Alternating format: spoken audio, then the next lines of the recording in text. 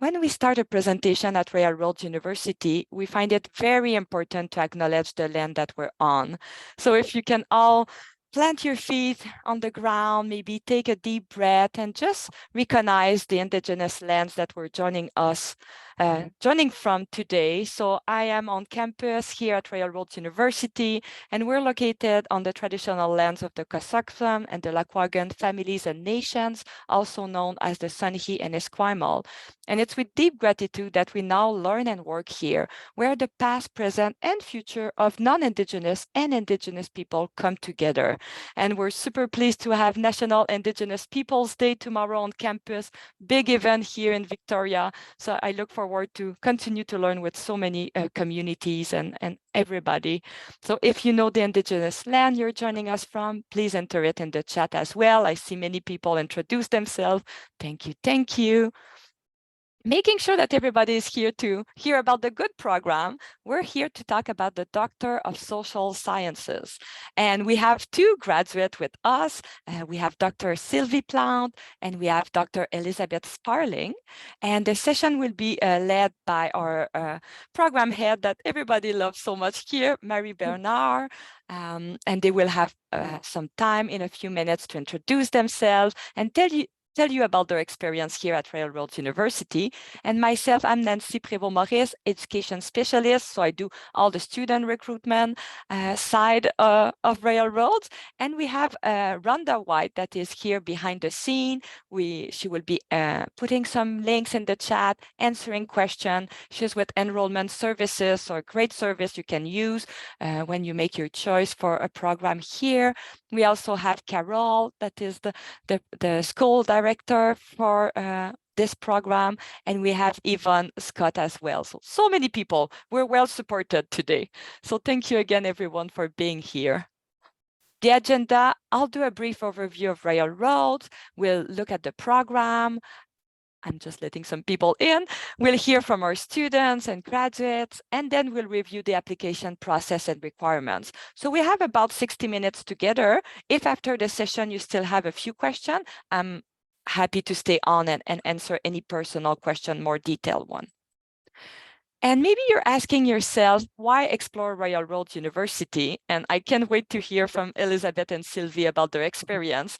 I am myself a student at Royal Roads, so I can tell you that those bullet points are true. So here at Royal Roads, we see life as a qualification. So when we opened our door in 1995, it was really for working professional, and I would say for people that like to think outside the box. So it's a different style of university. We're like human center. We really bring theory and practice together. And we see life of what you have done in the past, where you're at now, and where you want to go as really important steps. Prof who know your name. So again, I'm sure that some people will be able to testify about it today, but we're not a number here at Royal Road. We have small cohort and everybody get to know everyone, and your instructors become kind of your colleague as well. So you learn with and from them. Learning based on life, again, what you have done in the past, all volunteering experience, work experience, education come together to make you who you are. And this is something that we will assess when we look for your admission. Connection for life. We have a beautiful network of alumni everywhere in the world, and the people you meet at Royal Roads most likely will follow you through your path. And we have some graduates that will hire our students or interns, and so there's a lot of collaboration happening here. And we were built differently. As I mentioned, in 1995, we were built for working professional, and we already did a lot of online learning. So this is not something new we had to pivot to over the past years. It's something we have been doing for a long time. So we're pretty good at it. Something I like to mention too is that we're a changemaker campus. So you can Google Ashoka U. Only a few institutions in North America have that accreditation. So it's all about world problem, supporting others, innovation, and entrepreneurship. And here I know that we will hear from our grads today, but I really like that slide here that those are stats that we just got. So I think numbers talk for themselves, right? 93% of alumni say RRU has positively influenced their personal and professional life. I'll let you read the rest, but it's pretty good. So people that come to Royal Road, they live the real railroad experience, and then they become our ambassadors out there. And this is why we invited a few of them to talk to you today. So I will pass it over to Mary, and I'll just check the chat to answer any question here. Thank you. Thank you so much, Nancy, and welcome everyone. It's so good to see you and to have an opportunity to answer your questions regarding the Doctor of Social Sciences. I've been with the doctorate program almost from the beginning, and I'm currently, over the last 3 years, its program head. So what is the Doctor of Social Sciences? First and foremost, I want to emphasize that it's a hybrid degree. Degrees, doctoral degrees in the Western world come in two types, the traditional PhD or a professional doctorate. Our program combines what we think is the best of both. It has the strong research base of a traditional PhD program, and it has the applied and professional characteristics of a professional doctorate. And just to give you an example, if I was at U of T, I could have a choice of doing a PhD in education, in which case I might focus more at the theoretical level, perhaps, but still it could be problem-oriented. Or I could do an EDD, a Doctor of Education, which would focus very much on the applied aspect. I might be a teacher who wants to do a degree and look forward to being a professional, look forward to being a principal, for example. I give the U of T example because it's a convenient one to show two types of degrees, professional doctorate and traditional PhD. We at Railroads only have hybrid degrees, which is a combination of those two degrees.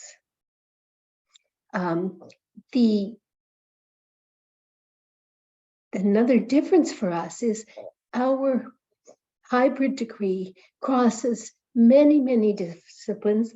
All the disciplines in social sciences are open for exploration. It's interdisciplinary in nature. You're not confined to one discipline, which makes it exciting, but also makes it challenging to bring various fields of inquiry together. Thanks, Nancy. I mentioned that anything is possible within the social sciences. It's very, very large, endless number of possibilities. We've listed a few here for you: climate change, gender studies, Indigenous issues, social entrepreneurship, healthcare, policy, etc. But the list is actually very, very long because it depends on what you want to do and where you're situating your particular area that you want to explore.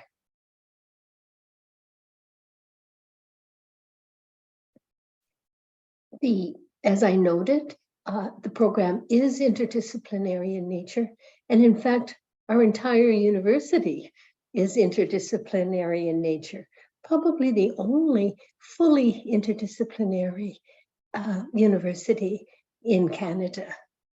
We have a combination of intensive in-person residencies with online classes and internet learning in between. It's called blended learning. We're cohort-based, meaning that you travel with your people that come in with you for the first residency. You stay together throughout your degree program, especially in the first couple of years while you're taking your courses. And we note here as well And the final point, a flexible supervisory model. We were granted the right by the provincial government to reach out to supervisors beyond those that are available at Royal Roads University. So for example, if there was a professor at U of T who, or York University or any other university actually in the world, any accredited university, that you felt would be the best person to supervise you, we could have discussions with that potential supervisor and make arrangements for them to be on your committee, either as the primary supervisor or as one of the 3 committee members.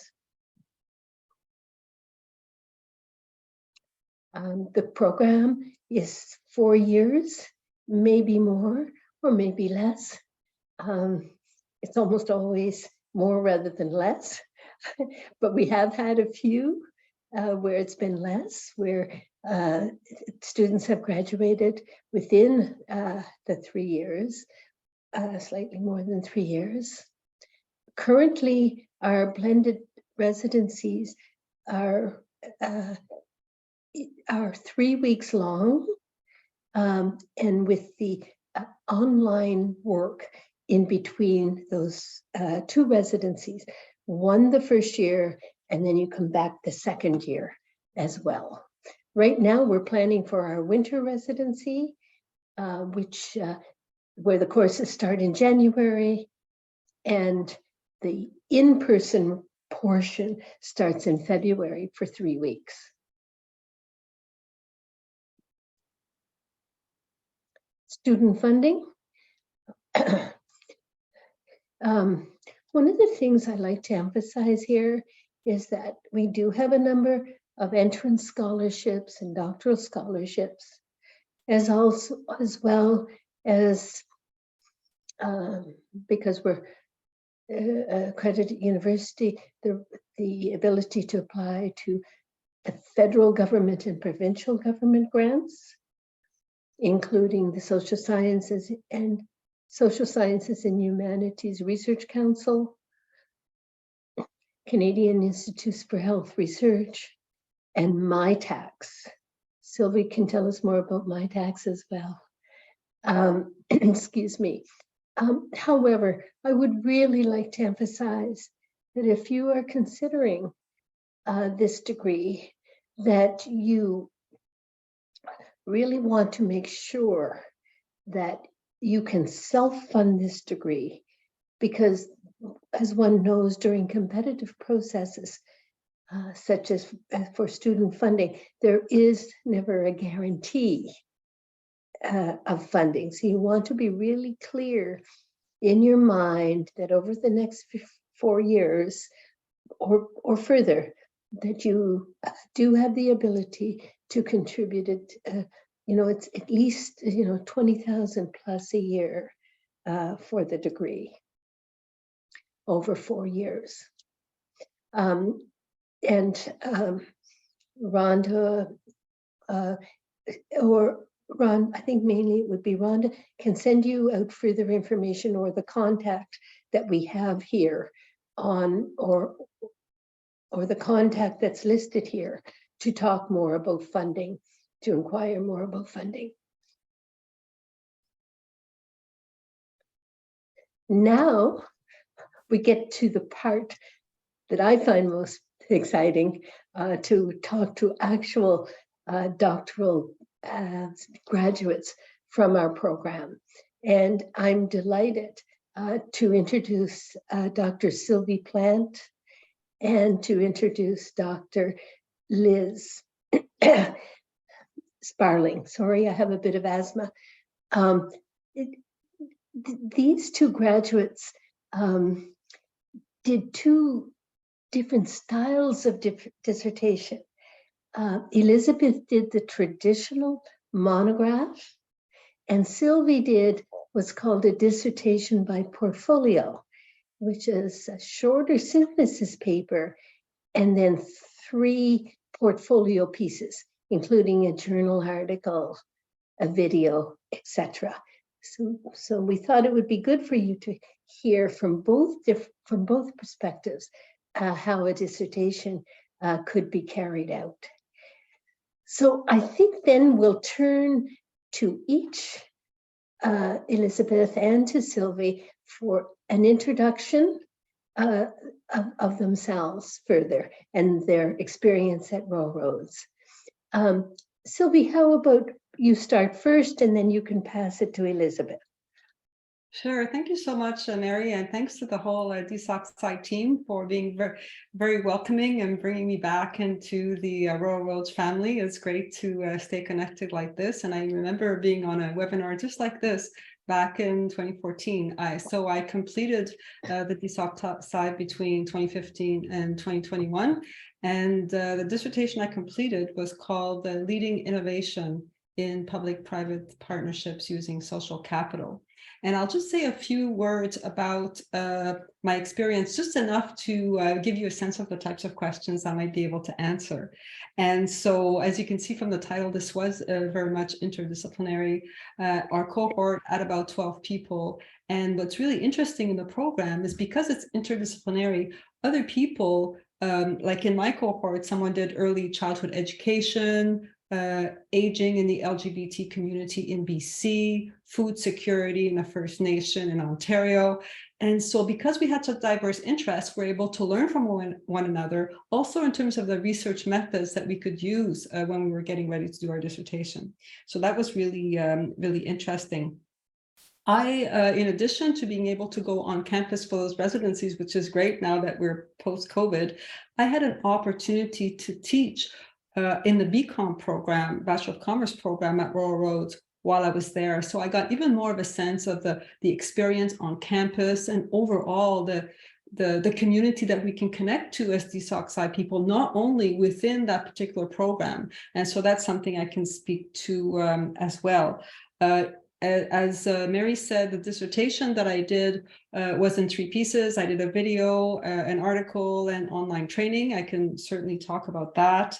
One question sometimes people have before applying is, do I need to know who my dissertation advisor is going to be before I actually sign up? Because there's different schools of thought on that. In my case, I didn't know who my dissertation advisor was going to be and only decided afterwards. And so I can certainly speak to that. And other things student funding I can speak to, because coincidentally, after completing the DSocSci, I had an opportunity in the past year to work on a project with both SSHRC, the Social Sciences Humanities Research Council, and MyTax to integrate their funding applications for social science people in order to streamline them. And so I got to learn a lot of the backroom stuff on MyTax and SSHRC. And now I have applied to this. I left that MyTax and SSHRC, and now I went back to my postdoctoral identity and applied for this. And in the process of doing that, I actually had done it before MyTax. And again, I created these research partnerships, very much applied partnerships, just like Mary was talking about, where I identified a faculty at a university. I identified a partner organization that was willing to put money in, for MyTax, created a project through a lot of the skills that we learned in the DSocSci about, partnering and research and learning and everything, and went and applied for funding. So I would say my identity now is as more of a scholar practitioner. And so I have a little bit of academic and a little bit of, but I'm still using, oh yes, I didn't mention, I actually have a consulting business. This is how I was able to fund the thing. And I still have that. And I'm glad I had that because that's continuing to finance my academic pursuits. So that's it for me now. Thank you, Sylvie. Over to you, Liz. Hi, I'm Liz Sparling, and I'm on the traditional territory of the Wasanic people out here in beautiful Victoria. I'm on the peninsula right now. And I'd also like to acknowledge with gratitude that the company I own and work with supports the Helsik Nation of Bella Bella. I did the dissertation by manuscript. I like the structure. That works really well for me. I'm not as creative as Sylvie with some of that. That's not my wheelhouse. I have worked with children with developmental disabilities for 31 years now, and I'm also the parent of a son who's 27 who has autism and intellectual disability, and he is who inspired my dissertation, which is entitled A Storied Life, Learning from the Voices of Youth with Developmental Disabilities, because there's a great big old hole when you transition from school services and youth supports into adult supports, and how we characterize individuals by their diagnoses without really looking at what quality of life or their hopes and dreams of the individuals that we're supposed to serve. So my dissertation was done using a methodology called narrative inquiry, which was totally completely different from what I do in my real life, which is working as a behavior analyst, which is very positivistic, very data driven, very oriented towards that medical model and remediation. And then I stepped into this whole other world when I got to Royal Roads. It was like, what, there's other things in positivism? It was an eye-opening experience as I arrived naively on campus into the social sciences doctoral program there. Mary was my chair, and Mary gave me grand advice at the beginning. It was like, write every day. It doesn't matter if you only write a paragraph, get up and write every day. And thanks to Mary, I was on the short track. I finished in 3 years and 6 weeks. So I got her done in a fashion, and just squeaked in there as COVID got underway. So I graduated in May of 2020 and thankfully defended without an audience because of COVID. That was great. So I really liked the experience of being on campus. I really like the flexibility of the program because I own 2 companies in Victoria that work with individuals with developmental disabilities. And so being able to work and manage that and go to school full time, and have a family and, sometimes stick your head up for air was great. So it's very doable to work full time and do this program. So some people worry about whether or not that's a doable thing. It's so doable that my husband's doing his now. He started in the winter of this year. So he started his doctoral pursuits as well. So we're both strong believers in the Royal Roads program and what it has to offer us as professionals and as humans in general.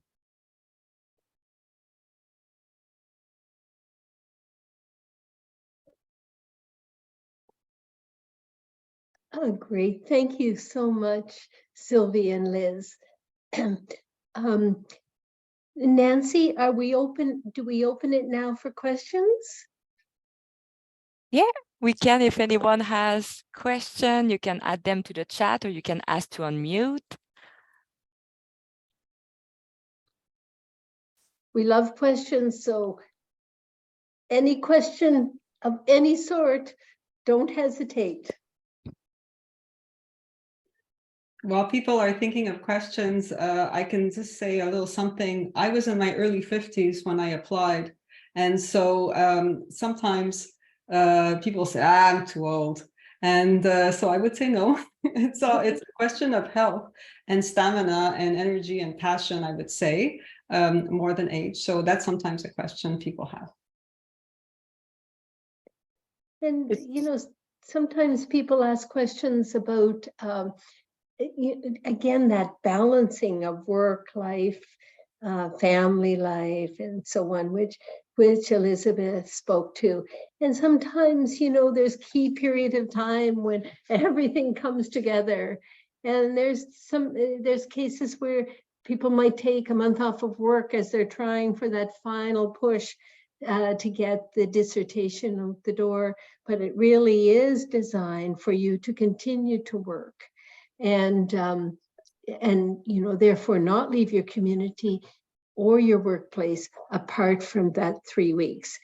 But in the 3 weeks of residency, it's expected that you're 100% totally present with the other members of your cohort. There is no room then to do anything else.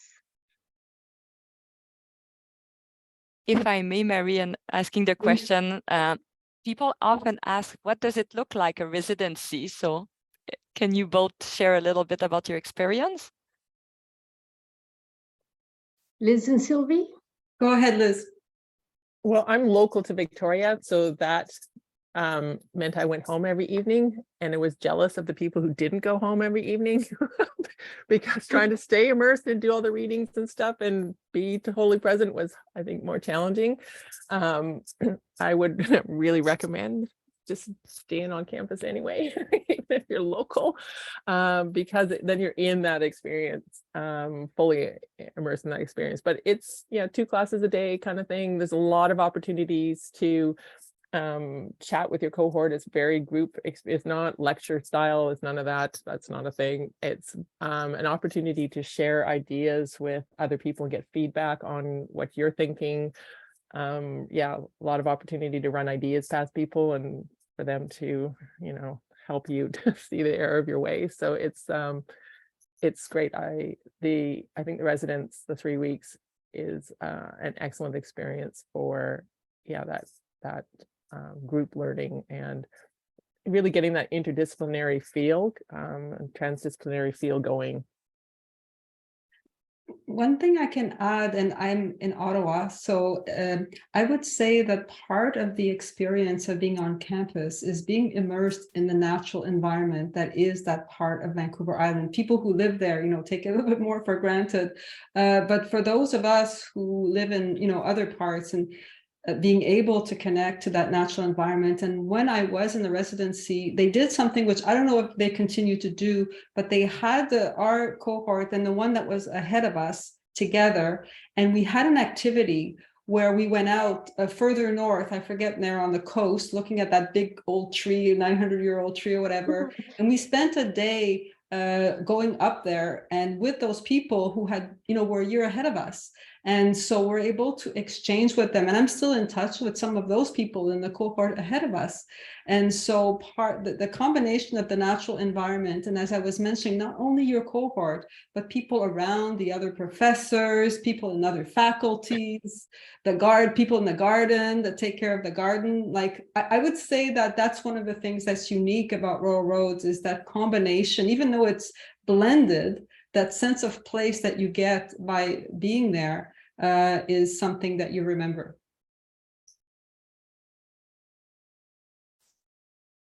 I see that Gordon had a question that Elizabeth answered.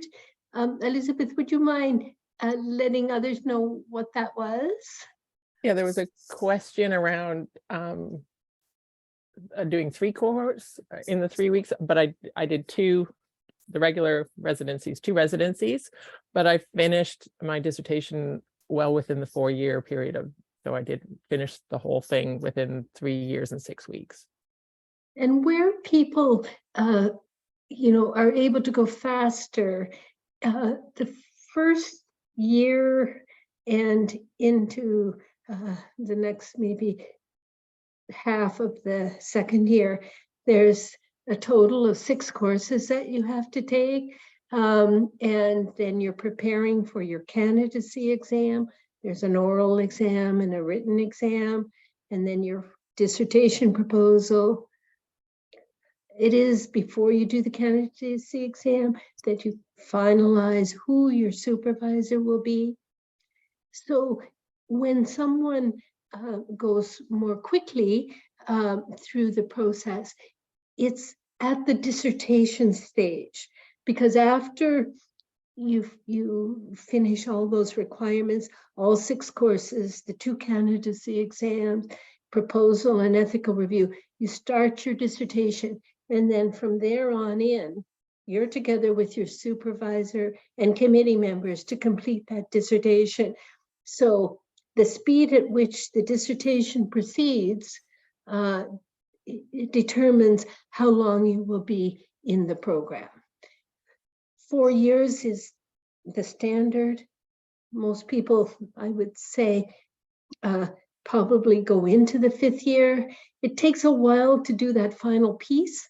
It's all easy to underestimate that, to send it out to an external reviewer, to get the feedback from your committee members and so on. And there's administrative pieces that have to be done, can actually take a couple of months after you finish. to do as well. There was one thing that Sylvie said that I wanted to pick up on in terms of learning from the cohort that is also present on campus, who were returning from the previous year. And we've had a couple of changes in the program since Sylvie and Elizabeth had their residencies. And that is that we've added a 2-day conference at the end of the residency, 2 or 3 days, depending, in which all of the students, whether they're new students or returning from last year, come together and they present their dissertation ideas to one another formally on stage, and with a panel comprised of other students with specific questions and comments on feedback. And we found that to be a very valuable experience. Maybe not as exciting as the trip up north, Sylvie, that you had, but nonetheless, people appreciate it. The other thing is that that we've added a lot of workshops, so made the courses during the residency a little shorter, and added a lot of workshops that help you think about being a doctoral student and to discuss the differences, for example, between the portfolio and the monograph, but carrying through all of the components of the dissertation, all the things that you need to think about in order to get the best quality dissertation, including some writing workshops as well.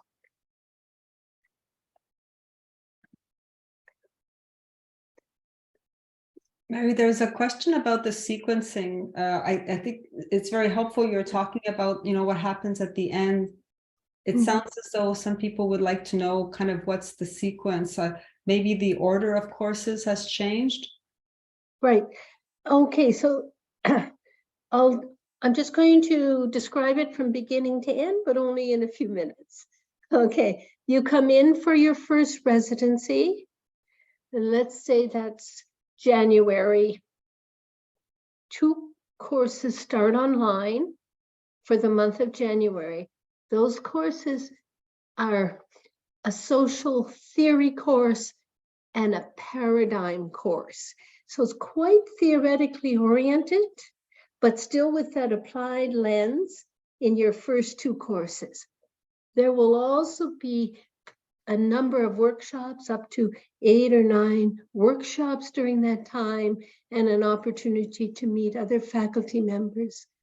And there would also be that 2-day conference at the end as well, 2 or 3 days. Last year for the winter program, we combined those final conference days with our Doctor of Business Administration students. It made for a large number of people in the room at any one time, but our feedback was that was a very rich experience, to be able to get objective feedback from others who weren't familiar with your work through the 3 weeks that you had been together, but hearing the presentation directly and providing feedback to you directly. Then you move into a directed study, which is personalized, individualized study where you focus with one supervisor on your content, what you want to explore. And that's followed by a qualitative course, qualitative research methods course, also online. So those 2 things are online. Then you come back, by that time, it's next winter again, and you come back for 2 more courses that start in July. It's a quantitative methods course and a social change in Globalized World course. Then you enter the residency in February, the in-person residency, together with the what would be now the new students. You now are the returning students, and then the new students are in, and it's a similar format, workshops, the 2 courses, and a conference where it's not just your presentation skills, oral and written, but it's also looking at other competencies as well, such as leadership skills, team building skills, and so on. It's an opportunity in those 2 or 3 days to do that.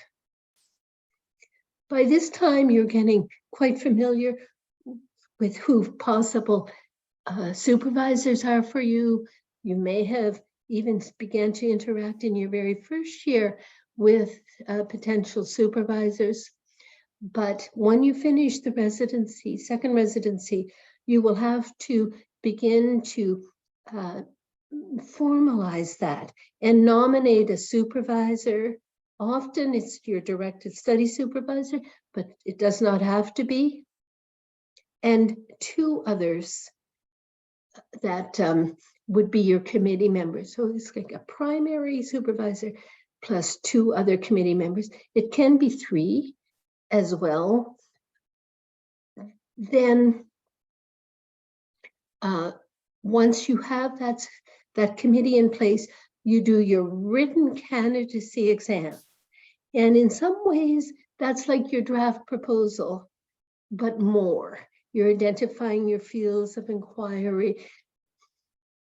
And the purpose of the written candidacy exam, followed by the oral candidacy exam, is to examine your readiness to move forward to the next stage, to do your proposal and to do your research.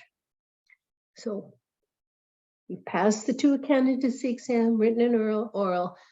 You take any of the changes that were discussed or enhancements that were discussed in the candidacy exam and apply it to a final version of the proposal. And then that gets approved by your committee.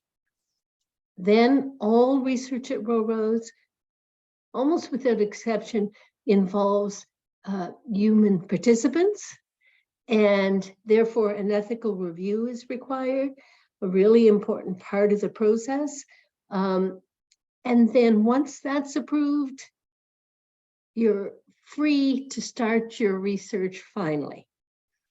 After you do your research, 1, 2 years, 3, depending on how long it takes, you and your supervisor and committee members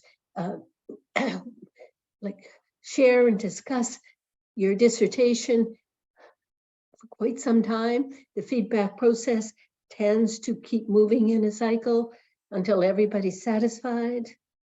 When everybody's satisfied, then an external examiner is identified, someone that you have not worked with or studied with, nor your supervisor, nor any of the committee members. And then we send that out to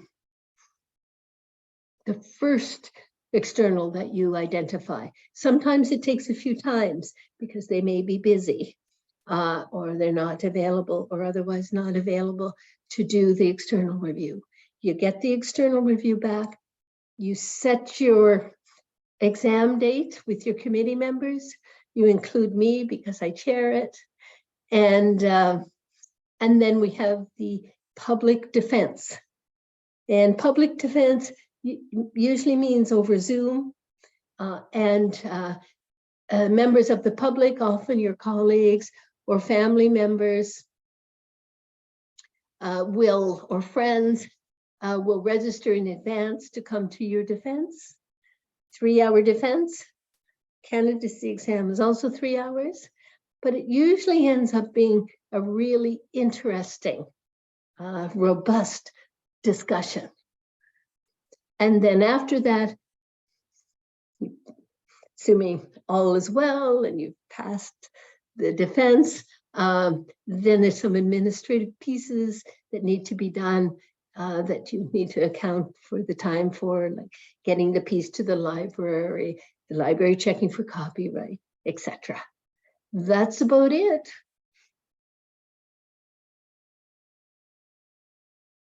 It's I think I want to emphasize that, as you can see by the description I've given of the sequencing of the various steps, that it's very, very different than doing a master's program. You have to really think differently about this whole research set, where you're focusing for many, many years on one thing. After you get, during your courses as well, but after your courses. So it's not just twice as long as one of our master's program. It requires a whole different way of thinking about problems and how to solve problems and how to articulate them so and the solutions that you have identified through the research that will benefit your organization or your community, society at large. And the expectation is that you have both a contribution to academia and have a practical contribution too. I see Sylvie has her hand up. Over to you, Sylvie. And I didn't want to I didn't want to interrupt you, Mary. I wanted to just build on what you were saying, because yes. For everybody, I just want to say something, because you're talking about a different way of thinking. And I would like to suggest that maybe one of the important takeaways from a doctoral education is really amping up our ability to think within the context of complexity that can serve us in any field. And I won't go on about that, but you can become like a world athlete on thinking, which I think is usable regardless of whether we monetize our degrees or not. That's one of the things. And the other thing I would like to suggest, because someone in the chat is asking, can I do this at Royal Roads? And there's many different places where we can study. Mary mentioned at the beginning that she was one of the original designers of the DSocSci, and I found that because Mary was also my advisor as I completed my dissertation, that the ability to have Mary as a guide as part of the DSocSci is so valuable, because there's a lot of admin background stuff to handle, and to have someone to help you, in addition to people like Carol and everybody like that, to help you navigate is so, so helpful. Someone who understands the principles behind the program. And so I just wanted to mention that, because it's not just about our research and our little interests, it's about how do we navigate the university system. So I just want to add that. Thank you, Sylvie. This degree, I think it's safe to say, is much more hands-on with both your supervisory committee and the administrators of the program than you would find at more conventional, at many more conventional programs. Part of it has to do with our size. We're a small university. And as Nancy said at the beginning, we work on the basis of getting to know one another individually as well.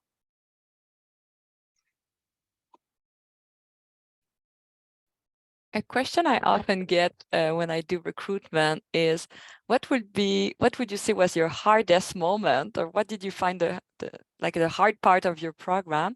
And also, what would be a piece of advice for people, maybe in the chat or watching the recording, that want to apply?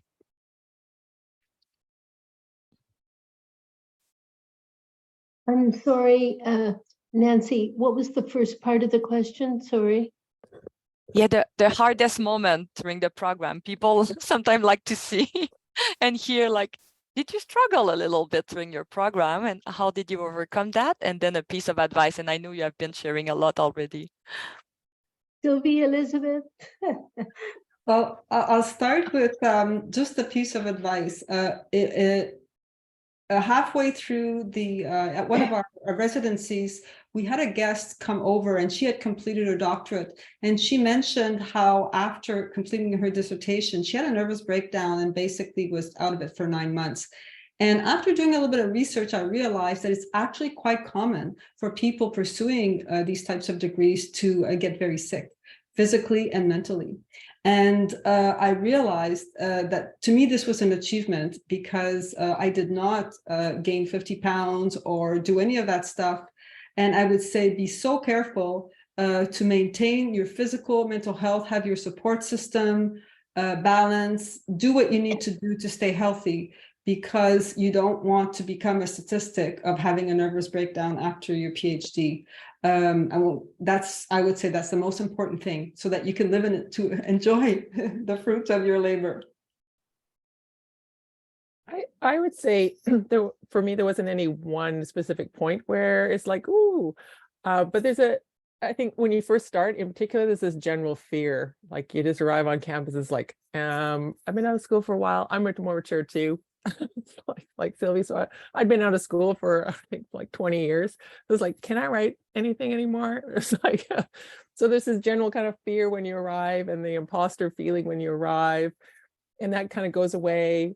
And then it comes back at the end of the coursework when you're doing your written candidacy exam and all that kind of stuff. It's like, do I really have this, the ability to do this? Am I, I experienced like, I'm using a new methodology that I've never used before. I have no idea. Am I going to do this right? For me, I went to U of A. So I finished my coursework and I went to U of A right away and did a course just on narrative inquiry, which was just to make sure that I knew exactly what I was doing. I didn't mess up the rest of the data collection component of things. So I think a little bit of fear is healthy in the process, but seek people out, seek your cohort, seek your team. Definitely find ways to alleviate that, but it's going to be there. I think everybody feels it, and so it's a little bit healthy and a lot isn't. So if you're feeling like you're sinking, definitely seek that help and that support, but be prepared. It's like 3 years of fear. It's a good time. We have a question from the audience here. Oh, yeah, you can unmute, I think now, Angela. Yeah. Thank you. I'm noticing from both previous students, thank you so much, firstly, for sharing, a pattern of being self-advocating and really looking and making connections. So I'm wondering if that's a big aspect of making sure that you have that motivation, if that's kind of like an unwritten requirement. Good to know that if you, for example, Elizabeth, going out and taking that narrative inquiry course, that was on your own, or was that suggested? Yeah, just wondering about that. Yeah, for me, taking the narrative inquiry course was on my own. My directed study was on narrative inquiry, so that's what I focused on there, which was different than my overall topic, but because it was a new method, and I focused my directed study on that, but I was still feeling nervous about it. I am not an extrovert, so I'm a real introvert. I'm on the spectrum myself, so there's that component of, but if I can make it through, y'all can do it, right? So definitely, you don't have to be super extroverted seeking support. You can find your person, right? All you need is that one person that you feel comfortable asking questions with. And Carol, bless her, you can ask her any stupid question and she will smile and act like it's brilliant. So she's a really good go-to person for some of that stuff around what am I doing, and how do I navigate the system as well.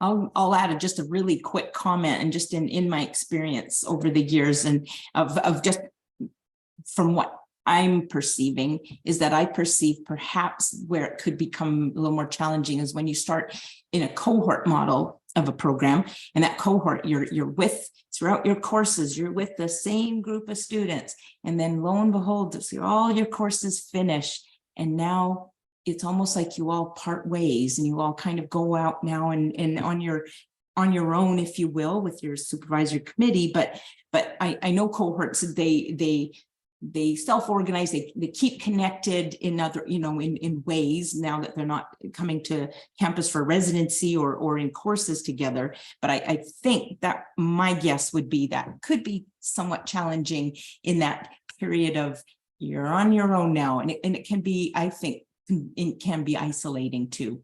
Then in that respect, coming out of being with the cohort to going on your own.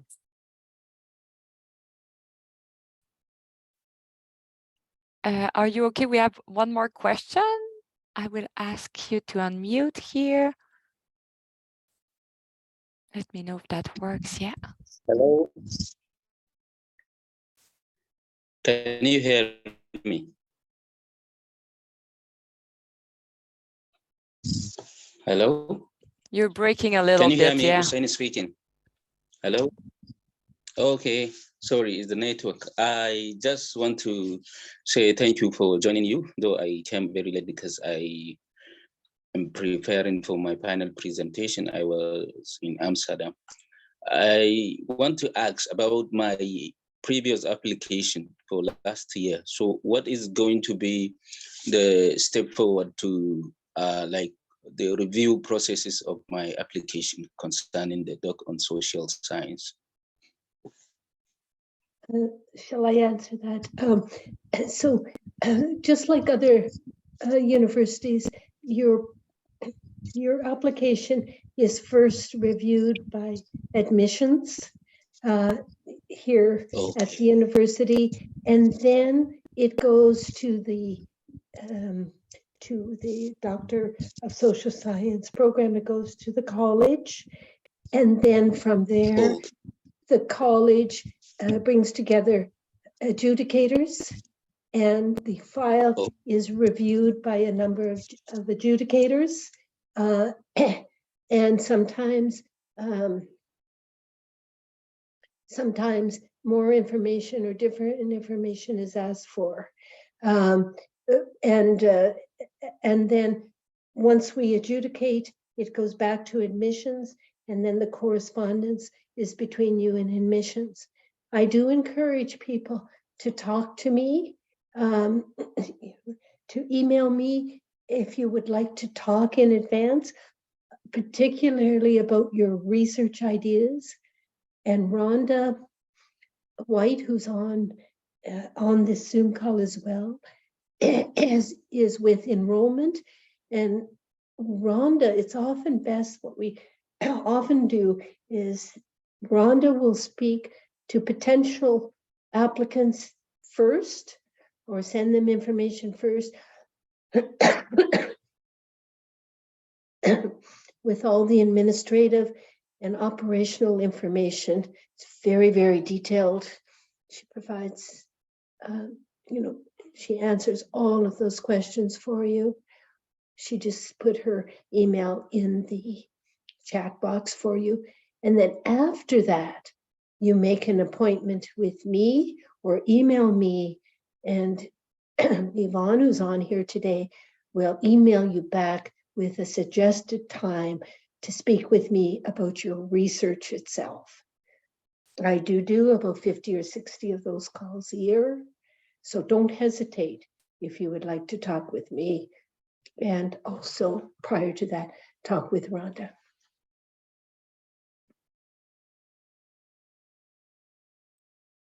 That's fantastic. Thank you so much for such a rich conversation, everyone. And I don't know, Sylvie and Elizabeth, if you have a few minutes to browse to the chat, and people feel free to continue to ask questions there. I know I just want to be respectful of our time. So Mary and I will continue with the how to apply. I think Rhonda was so helpful in the chat. We got a lot of links already. So for admission process here for this program, we require a master's degree in one of the social science or related field, evidence of experience related to the degree program, normally a minimum of 10 years with senior level decision-making authority. And I think as we keep talking, that interdisciplinary apply research proposal. Mary, can you develop a little bit about how does that look like for students, or for prospects, I should say? Oh, sorry, I can't hear you. I'll see. I'm sorry. Yeah, because you're applying to, a degree in higher education, the expectation is that the proposal be written in academically, if you will. You want to make certain that you include citations and references. Basically, you're describing why you think that the issue that you would like to explore is important, what it actually is, what the research question potentially is, how you might go about carrying that out, any theory or paradigms that would be helpful for us to understand how you're coming from. You also may want to include information about yourself and how this degree can fit into your career. What might it mean to you or your community to be able to take this degree? Excuse me. So, write enough, 3 or 4, sometimes 5 pages, to give us a really good grounding on what research you would like to do. That said, you're going to change that drastically after you get into the program. And, you'll either become narrower or broader, or we have people who, do 180-degree turn once by the time they're getting ready for their candidacy exam. So you're going to have lots and lots of time to refine that proposal, change the proposal, or even change the topic completely. That has happened as well. But keep in mind that we want to see the quality of your writing, your ability to write, to express yourself, because so much of the program is about writing and communicating, and being able to write is an absolute necessity. Very true. Thank you. And when you browse the website as well at railroads.ca, when you click on the program, you will see all those admission requirements, and you will have more detail for each of those bullet points as well. So if you're ready to apply, you will go online and pay your application fee, and then you will start submitting your documents. So those documents can be submitted online. We have the how-to 10 steps to follow. It's quite simple. You will send us all the official transcript from your past post-secondary institutions, a detailed resume. That's always a nice exercise to do, like really reflecting back on what you have achieved over your career. As I mentioned before, the volunteering you have been doing, the education, the work experiences. Writing sample can be thesis chapter, academic or professional report or publication, and then that apply research proposal, as Mary just described.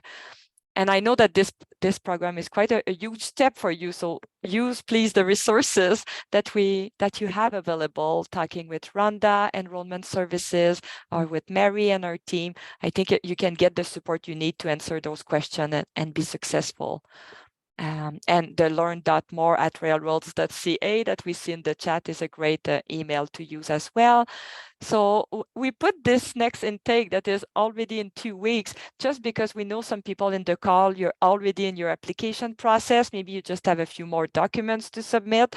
So you're still kind of in that borderline, but really for all the new prospects, we encourage you to apply for the one in January 8, 2024. And the application deadline is October, but you don't have to wait October. You can already apply today and start submitting your documents. In fact, it's way better for you to be a bit in advance and have time to prep for your entry at the university instead of doing everything last minute, I would say. And here, application support, as we mentioned, we have enrollment advisor. So Rhonda has been very useful in the chat, and it's really for you if you want to go in depth. If you want to talk to an alumni or a student, we can arrange that too. Transfer agreements, admission requirements. So we know everyone is quite unique, so feel free to reach out to Enrollment Services to discuss your situation and find out if that program is for you. And a big thank you for you all. I'll double check the chat here. We always like to feature a peacock because I'm sure Elizabeth and Sylvie can talk about those peacock everywhere on campus. Sometimes it's a must. I keep hearing people everywhere in the world talking about our peacocks. Thank you so much, everyone. And we'll just review a few questions here. I might stop the recording and we'll send you the link and then we can continue for a few minutes our conversation. Thank you so much. Thank you, Mary. Thank you. And thank you, Sylvie and Carol and Rhonda and Yvonne for being here. And special thank you to Sylvie and Elizabeth for taking time out of their busy schedule to help support us in sharing their experience as well.